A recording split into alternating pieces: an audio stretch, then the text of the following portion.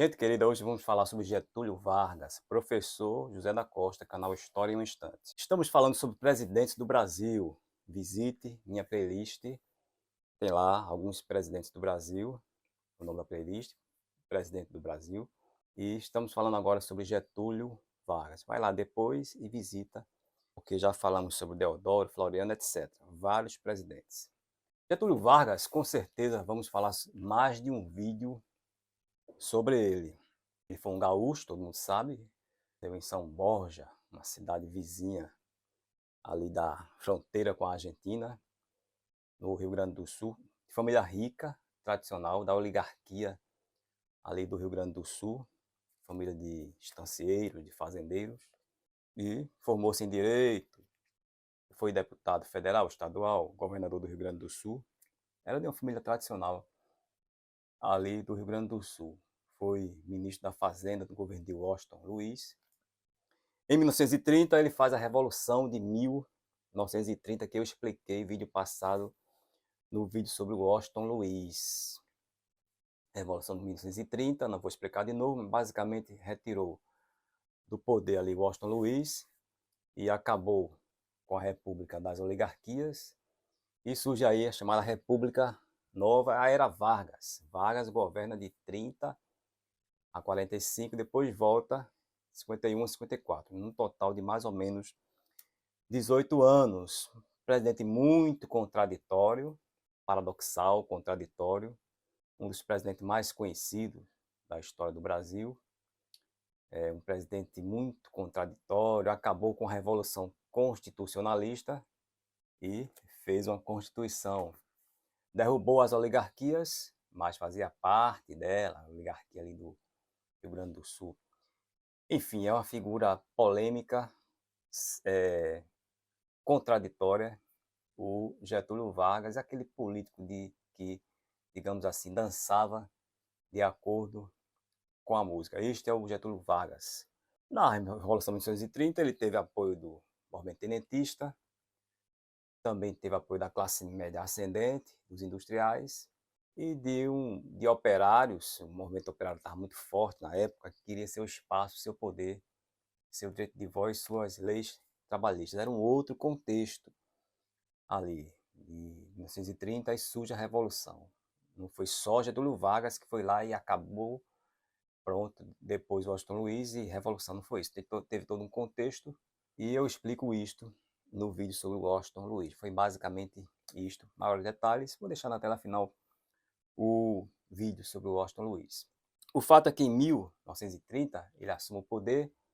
Em 1932 existe uma revolução constitucionalista no Rio Grande do Sul, Revolução Constitucionalista. Eu vou pegar aqui meu livro do Boris Fausto, que estava ali, para ler para vocês alguma parte.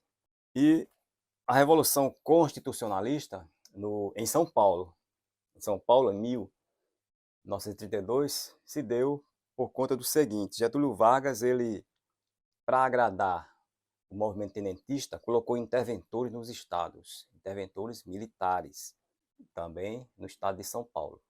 E a população paulista não gostou nada disso. Também a própria oligarquia paulista não estava muito bem, não gostava muito do Getúlio Vargas. Houve a Revolução Constitucionalista, pretendiam exigir uma nova Constituição, mas o fato é que eles, de fato, eles queriam, além de uma nova Constituição, tinha toda uma insatisfação do Estado de São Paulo, das oligarquias do Estado de São Paulo. Enfim, a Revolução não deu certo. Após mais ou menos 3 meses, Getúlio Vargas acabou com a Revolução Constitucionalista de São Paulo, mas foi espremido na parede até que fez uma nova Constituição em 1934, Constituição até avançada, concedendo direito de voto às mulheres, incorporando os direitos trabalhistas. Vargas era uma figura que acreditava numa centralização do poder, poder centralizado na figura de um homem que pudesse democracia, o povo ainda não está maduro para votar. É necessário uma figura centralizadora para salvar a nação. Basicamente era este o pensamento de Getúlio Vargas, que era o pensamento também tenentista, aquele pensamento tenentista, classe média urbana, puritano, moralista. Então Vargas tinha esse pensamento também.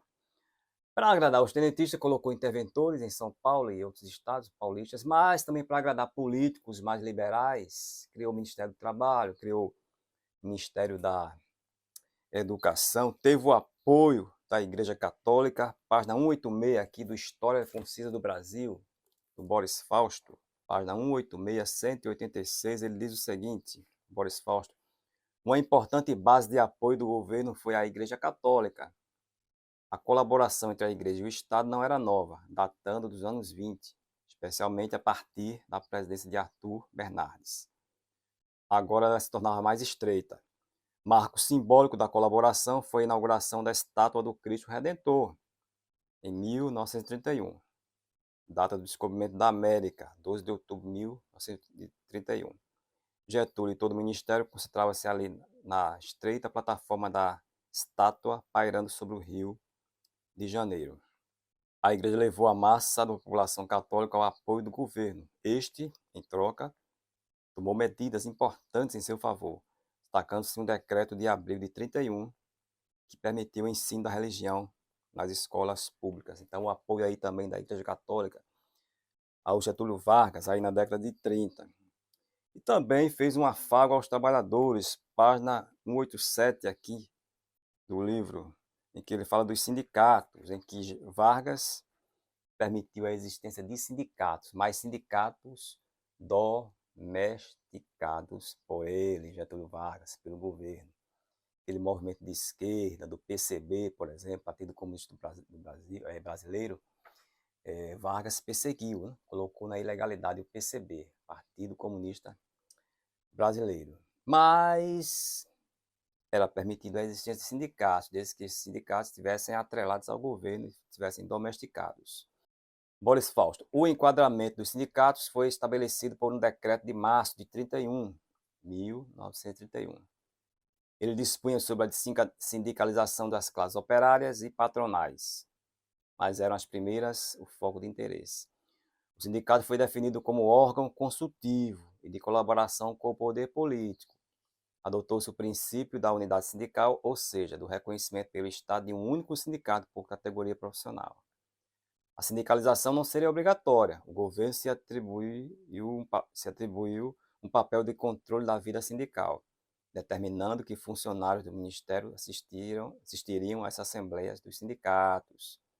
A legalidade de um sindicato dependia do reconhecimento ministerial, e este poderia ser cassado quando se verificasse o não cumprimento de uma série de normas. O decreto vigorou até julho de 1934, quando foi substituído por outro. A principal alteração consistiu na adoção do princípio da pluralidade sindical, mas na prática a pluralidade não existiu, embora só viesse a desaparecer na legislação de 1939. Então, eis aí. As organizações operárias, sob o controle das correntes de esquerda, tentaram opor-se ao seu enquadramento pelo Estado, mas a tentativa fracassou. Além do governo, a própria base dessas organizações pressionou pela legalização.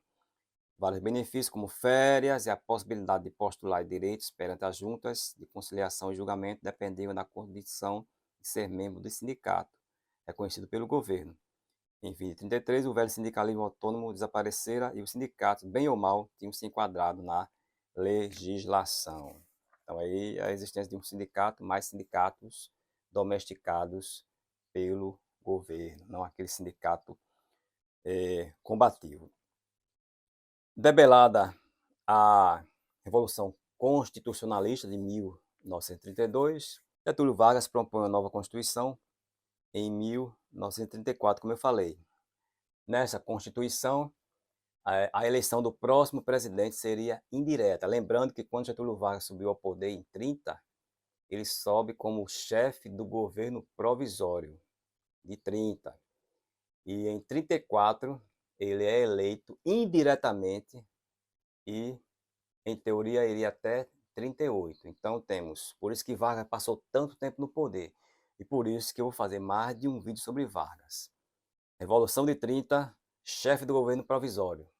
Em 34, nova Constituição que previa a eleição aí do Vargas, aliás, do Vargas ou de outro candidato, mas ele venceu facilmente, de modo indireto, que iria até 38, quando então podia ser de modo direto. Só que acontece outros fatos, outro contexto, outras ações de Getúlio Vargas, a gente vai ver em outro vídeo. Mas o fato é que ele, em 34, é elegido indiretamente, sim, oficialmente presidente, 34, que iria até 38, de modo indireto, e mais adiante ele continua no poder, dando lá um alto golpe de Estado. A gente vai ver isso no próximo vídeo.